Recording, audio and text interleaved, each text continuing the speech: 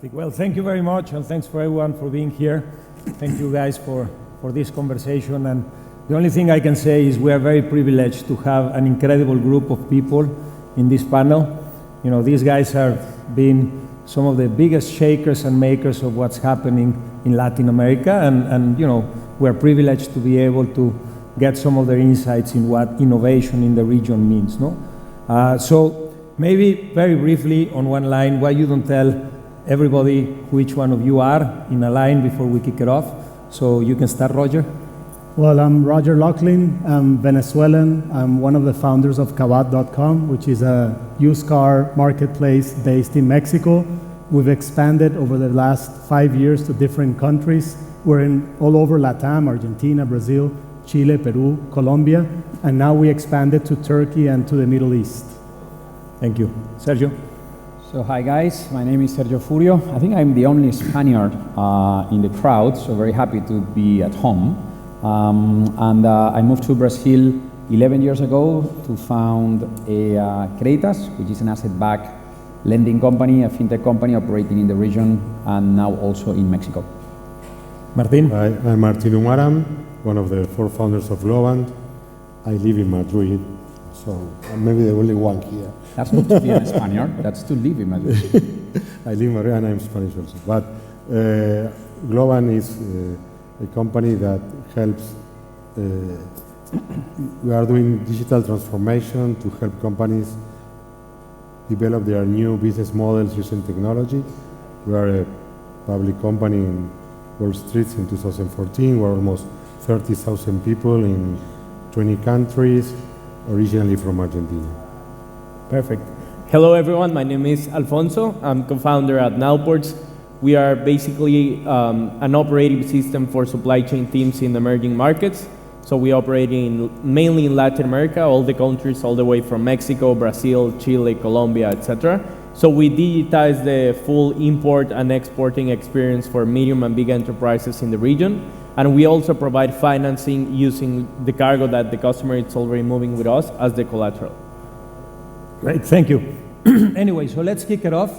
And as you can see, we have an amazing group of people here, so we're going to try to leave 5 minutes at the end, you know, to get you guys to ask any questions that you want. But when I started my career, I started, you know, an eBay-like business for Latin America that eventually merged with my competitor and went on to build the largest e-commerce player of the region. And at that point in time, innovation in technology in Latin America was very, very little, very small. Now, things, thanks God, have changed and evolved dramatically into that. At that point, people were just, you know, looking to what was working in the US and then building those businesses in other parts of the world. And, you know, that worked very well. I can't complain. After that, we built another business that was doing something similar called OLX. So, you know, it has worked very well.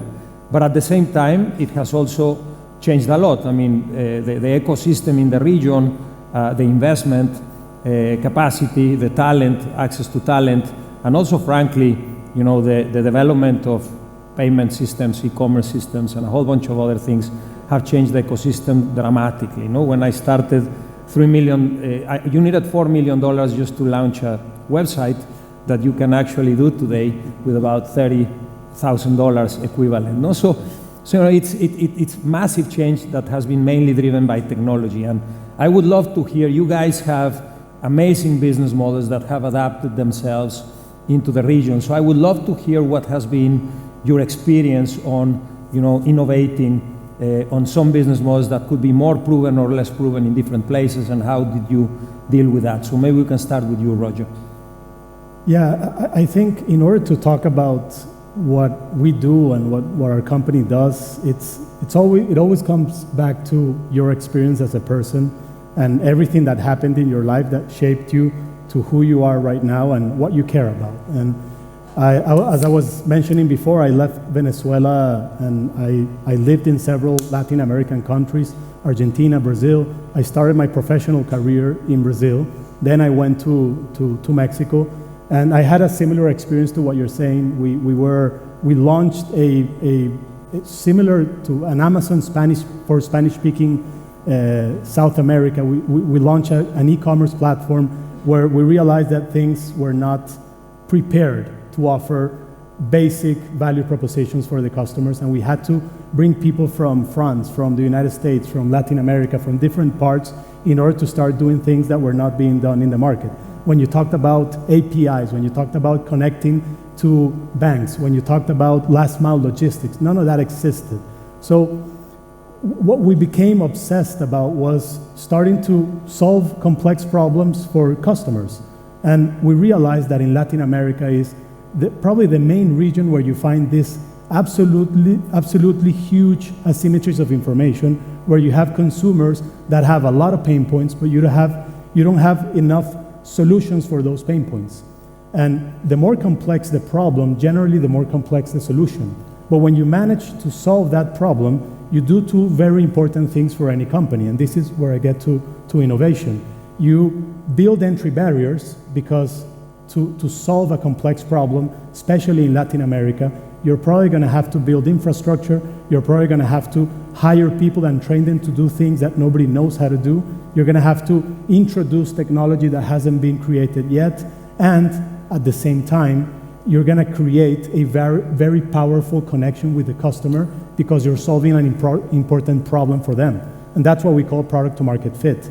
So whenever you think about being an entrepreneur, try to find a complex problem, try to fix that problem. If you do that, you're innovating, and if you do that in Latin America, I think the possibilities are endless. And the other thing I would say is everybody think of Latin America as a whole, but Latin America can be very different. You know, I mean, markets, you know, even though they speak the same language, not in the case of Brazil, but you know, there's significant differences between the way you do things in different places. No, so I think having the ability to adapt into those differences is also part of innovating and being successful. No, so on your experience, Sergio, I mean, to be honest, you know, we know each other for a long time, and when you were building your business, you know, there was a lot of twists and nuances on businesses that were working in different regions. And I remember you saying, listen, in Brazil, you have to do things this way. And tell us more about that. Why, when you launched in Brazil, you know, you took the approach that you took, and how did you innovate it? So in reality, I think that we started with a mistake. We tried to do exactly what you said, that was the old ages of copycats in the region. So I was like a former strategy consultant, so I like mapped the whole market, who is doing great, and it was the reference in financial services was Money Supermarket in the UK, and then Bankrate in the US. So I went, met the guys, understood everything that they were doing, read everything, then went into the region. That was back in 2012. And that was the era of copycats in Latin America, I think. And launched the product, tested it, it just didn't work. And a bit of the feeling that I had was you wanted something really hard to solve. You wanted complexity. It couldn't be just like, let's build like a marketplace and then put the banks on one side, put the consumers on the other, build an audience, and then start like selling leads to them. That's just too simple. Everyone can do that. And actually, when I realized that there were like 20 companies doing the same that I was doing, probably none of those companies exist today, maybe just one. Mm-hmm. But what I think that we all realized as an ecosystem was that you really wanted to do something much deeper into the customer journey. Brazil needed that type of thing. The evolution of lending in the US actually was to focus on personal loans. And it was because you could build an amazing user experience. In 2 clicks, you could get your loan. Wow, that was amazing in an era with no internet for most of the financial services. We looked at that and said, you know what? Again, it's too simple. I mean, what's the competitive advantage? The bank is going to do exactly the same that I'm going to be doing just in 2 years. They would be a copycat of Creditas. So again, I mean, what's the point? So we took the most complex thing. And I think it was like about, what's the real problem there? In Brazil, you don't have credit history. Okay, so if people don't have credit history, how on earth am I going to be able to find out who's the good customer and who's the bad customer? You cannot. So we said, let's put skin in the game for the customer. And then we took the collateral. We say, okay, now we are speaking. Because if I need to take the collateral, if I need to put the car, the house, the motorcycle, the payroll as a collateral to the loan, that's the same complexity for me and for a bank. And then suddenly the technology can really leapfrog us and make us in a much better position. That's what we ended up doing. Taking a very simple problem, very easy to understand, but with a very difficult solution and relentlessly focusing more and more. And today I think that the tricky thing is that, the interesting thing is that there are so many, probably Roger, the same happens to you guys, there are many players from the US now coming to visit Kavak in Mexico, Creditas in Brazil, and trying to understand how is it that we innovate. So it's like it's in an amazing change of life, then LATAM is becoming an inspiration for everyone else. I remember when we were building in the early days of your company, there were a lot of businesses that that were doing different things in the US. And everybody was saying, the business model should work this way. And I remember that you said, no, this is not going to work this way. We have to integrate. And I think that's why you become so successful. You were able to adapt to the local conditions, utilizing the know-how of what you were seeing in different places of the world, but not saying, hey, I'm going to do these things just the way that everyone else is doing it, because it might not work. No? So I think that was fantastic. Now, Martin, from your side, you guys have been one of the biggest and most influential players, in helping the development of tech in Latin America by contributing with talent. So tell us a little bit about what you've seen on innovation, on not only on the business model that Globant uses, which I think it's also very customized, and I think it would be interesting to hear that, but also how has some of the access to talent in the region has developed. Thank you. We started Globant 20 years ago when at some point we discovered that internet was changing the way that the professional services were going to be delivered. That was a big change. Internet let you deliver projects over internet, to places where before that was impossible. So we started Globant with our only goal to develop projects in the States. So we use Latin American talent, at that time only Argentinian. Now we are in almost every country in Latin America. And with that talent, we start developing projects for some of the most challenging companies in the world, like Google, Disney, Electronic Arts. I think that was very good because it was one of the first times that a Latin American company using almost exclusively Latin American talent develop projects for this type of companies. Now what we are seeing is that model has started to change again.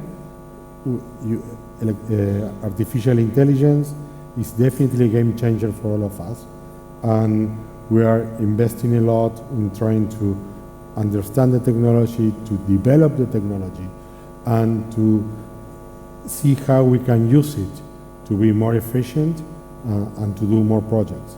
So this is what we are seeing today in our space, but at the same time what we are seeing is that Latin America today has an amazing ecosystem of talent that it's like the melting pot of companies like Creditas, Kavak, and Outport, to be as innovative they are, because you need local talent for doing that. This is what we are seeing. That's great, and it feels very good to see that there is companies that are really empowering the development of entrepreneurship, and at the end, there's amazing talent in different places, and sometimes it's just being able to give the right opportunities at the right time to people, So it's great to see that. Now, in your case, Alfonso, I remember when we met, I told you that I was a little bit skeptic about, you building a business when you had a couple of other, players that could potentially be global, and you made a very strong case and argument of why your company, was going to be successful by being regional. And I think there's a lot of innovation on how you have played your cards compared to some of the other players that were doing similar things at the time that what you were doing. So maybe you can tell us how, if you think about that, and what was your experience on that? Totally. I think when we started Nowports, we saw probably an industry that was the same for the last 70 years, right? So everything was through email, through Excel, etc. And we knew that just by digitizing the industry, that could be like kind of normal in next to 3 to 5 years in developed market like the US, right? So we had a lot of competitors there like Flexport and digital freight forwarders that operate there. But in Latin America, everything is so different, right? It's kind of similar to what Sergio was mentioning about Brazil. I think Mexico, Brazil, Chile, etc., are really complex markets where you're not only facing a logistics issue of like actually having everything through email, etc., but also an infrastructural challenge of not having access to capital in order to import, not having a useful payments infrastructure to pay to your shippers overseas, etc. So we saw that we don't only wanted to be the digital freight forwarder, but actually a company that could create the whole infrastructure of tracking, of payments, of financing, of logistics for emerging markets, and not only for Latin America, but that actually other parts like Southeast Asia, North of Africa, etc., actually needed this technology and more international access in order to grow their own economies, right? We really think, and our vision is to grow emerging markets by digitizing and offering adjacent services to the importing and exporting experience. You know, and I mean, I think that that seeing the success of businesses that are being customized, you know, is part of the story, and I'm just happy to see that, you know, these days, despite, you know, regions in the world investing way less capital into research and development, you know, you continue to see, you know, more and more innovation, and if you think about it today, we see, you know, great businesses that are being built in Latin America that are different to what you see in the US, great businesses that are being built in Asia that eventually get brought back into the US. So, you know, it starts to be in a position where the flow of capital and the ecosystem, you know, is helping for that to develop. So that's a good leadway to the next thing that I wanted to talk about, which is, you know, the ecosystem. Why don't you guys tell the audience a little bit about the evolution of that ecosystem in the region, what you guys have lived through, and how do you see innovation coming from the region and, you know, into the future? So maybe you can start, Roger. Well, as I tried to mention before, I think Latin America is, for me, is the most exciting place in the world right now to be an entrepreneur, to build a company, to solve important problems. And when talking and listening to Alfonso, when you think about a lot of the companies that we have to build in the region, where we have to disrupt the entire value chain, and we have to build this end-to-end solution for the customer, you look at our company and we saw the problem of buying and selling a car, and I think everybody can relate to how difficult it is and problematic it is to sell and buy a car, a used car specifically. And whenever I jump from country to country, you always have to eventually sell or buy a used car. And the experiences were always traumatic, you know, asymmetries of information, fraud, a lot of problems. So for me, the fact that we have this incredible region where there's so many things to fix, so many basic things that need to be fixed, that's, for me, the main driver to innovation. And I think what's been happening over the past, I don't know, it's relative to each country. Maybe Brazil was a little bit ahead of other countries in the region. For me, in my case, we started Kavak in 2016 in Mexico, and there was no ecosystem. There was no example of a company that was successful disrupting and being a startup and raising capital. And when you wanted to raise capital, you talked to maybe 3 or 4 funds, no more than that, local funds that couldn't invest more than $3, $4, $5 million. They usually invested 30-40% of the total round, and you had to bring in more to fill out the rest of the round. So, and now I see, especially maybe a year ago, 2 years ago, new founders being able to raise a series or a pre-seed series of $10 to $15 million. And now you start seeing a lot of capital, you start seeing a lot of resources, you start seeing a lot of entrepreneurs looking at Creditas, Kavaks, Nowports, and saying, okay, I want some of that. I see that can be real. I can do that as well, so why not do it? Instead of working in a traditional industry. It is, I mean, it's very good to be in a positive mood when we have a market that is complicated, because I agree with you that when you think long term, there's some humps right now, where it's harder to raise capital for companies. But at the same time, this is way more developed than what it was 10 years ago. You have an ecosystem of people, you have also talent, that is being directed into the right places and access to talent for companies like you guys. Yeah. And I think that's just a challenge to continue moving forward. So Sergio, what's been your experience in terms of that? Yeah, I was a foreigner coming into a country that I had never visited before. My first trip was in December 21, and I spent literally 24 hours. And then my second trip was to move there and to start up the business. So literally no connections in the country. The only connection that I had was my wife. And then the good thing was that there was actually no ecosystem. So there were so little entrepreneurs focusing on the digital space. There were maybe a couple of references. You guys, OLX, Mercado Libre, maybe the guys from Buscapé, and that was it. So it was the 1.0. And I think that all of us, I think that we are Endeavor entrepreneurs, and I think Endeavor did an amazing job. He's doing an amazing job in Spain, by the way, but what they did in Latin America was outstanding. And I remember getting there in 2013 when I had a team of 15 people, and then they embraced me. They moved me into the program, helped me in developing, getting the connection, and then as I said, from a very interesting position. More and more investors really becoming venture funds, because before it was more like a conservative investing. Show me the cash flow. I said, dude, I'm doing technology, so there's no cash flow now. Maybe in the future, maybe in 2023 is the right year for the cash flow, which actually we are in now. So complete change, and I think that it's quite interesting to see that if you have a market, if you have the opportunity, then the entrepreneurs start popping up. And that's what happened probably in 2015, 16, 17. It was the tipping point of Latin America, when suddenly there were a bunch of talent, and then the investor started looking into the region more and more closely. 18, 19, then large funds come in with hundreds $1 million rounds, and then suddenly everything exploded. And yes, it's true that maybe now it's more difficult to fundraise than a couple of years ago. Obviously, it was impossible to be easier. It's more difficult, but it is also creating a new type of culture of people that is used to get $100 million, but also to spend it wisely. And I think that we also are benefiting now from having much more talent than 5 years ago.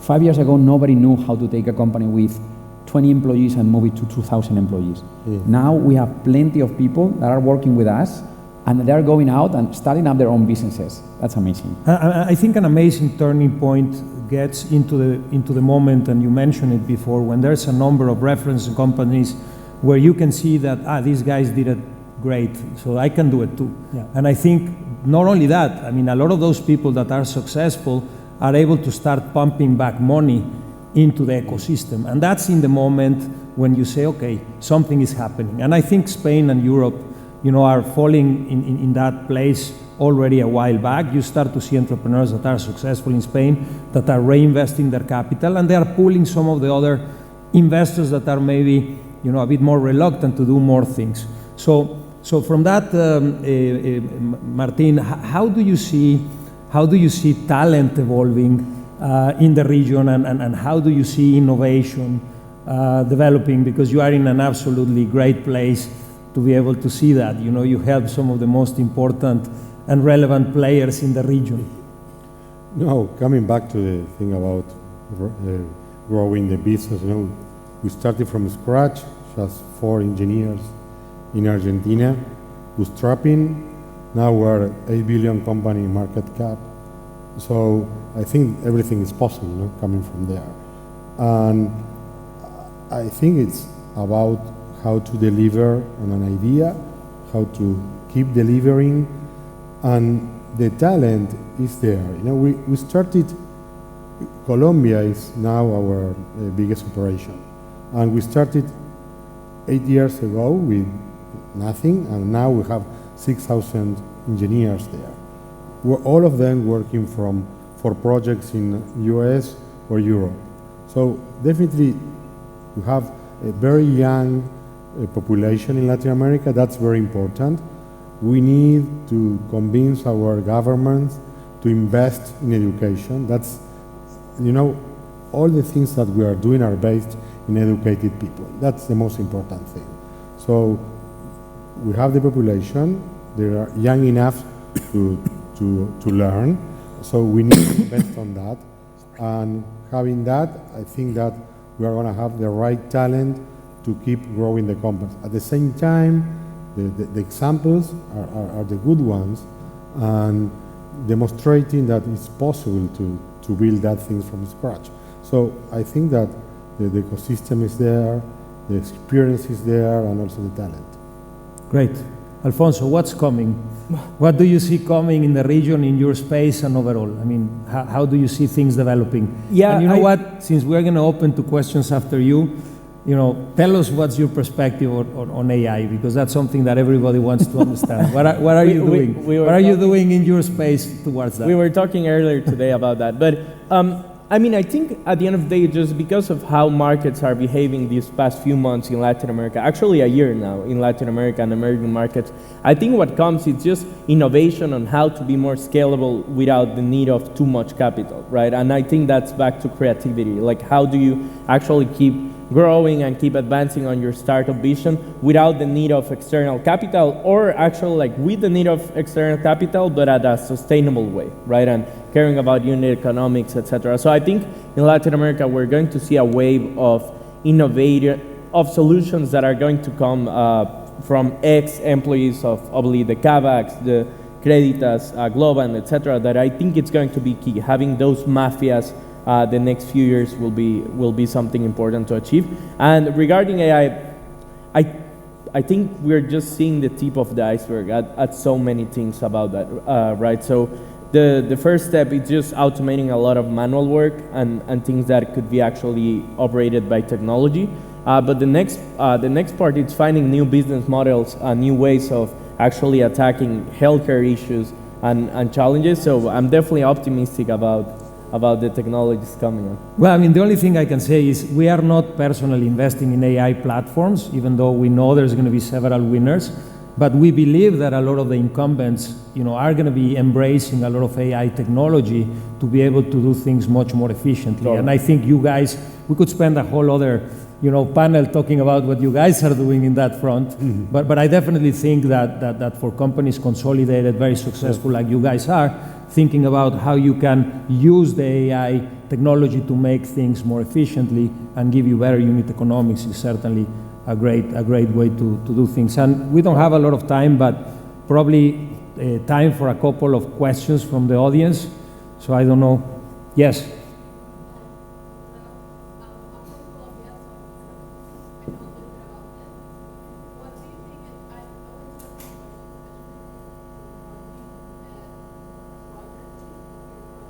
Yeah.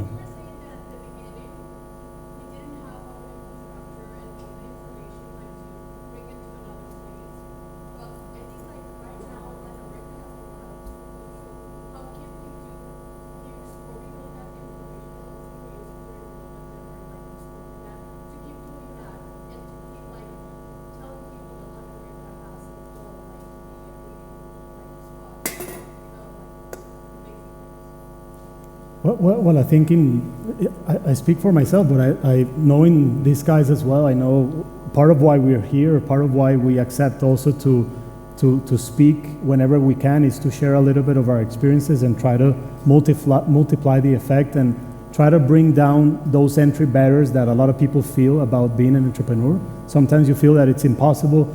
I have to have an idea, an amazing idea. I have to go and raise capital. It sounds scary. But in the end, the more people do it, the better. And you start seeing this ecosystem growing and being multiplied. Sergio talked about Endeavor. So you have a lot of actors in this ecosystem that can help the ecosystem grow. You have investors, you have entrepreneurs and then become investors. You have mentors, you have Endeavor, which are institutions that multiply all of that. So the more that we have that happening and the more that everybody understands that we have a role in this ecosystem, I think we can tackle anything. I don't know if you can learn to be an entrepreneur, but I think what's important when you listen to this type of stories is that you can do it. And if you want to do it, that you can discover that you can do it, and then you can learn the tools to make that happen, and to reading or listening to the stories of people who did it, you know that you can replicate that. That's for me is the best. And I think that's an amazing way to wrap it up, because the truth is that, you know, you guys as entrepreneurs or investors, you know, just realize that it's possible to do it. Just go out there, take the risk, make the effort, put the time. You can do it. The ecosystem is way much more developed right now. There's a lot of opportunities, you know, and just think big. I mean, there's a lot of things that can be built out of Spain into other regions, out of Latin America into other regions, and out of Europe into other regions. So, you know, we have to take all a leadership position, you know, to make our regions, you know, excel. So thank you very much for the time of everyone. It's been great to have you all, and thank you for your time as well. Thank you.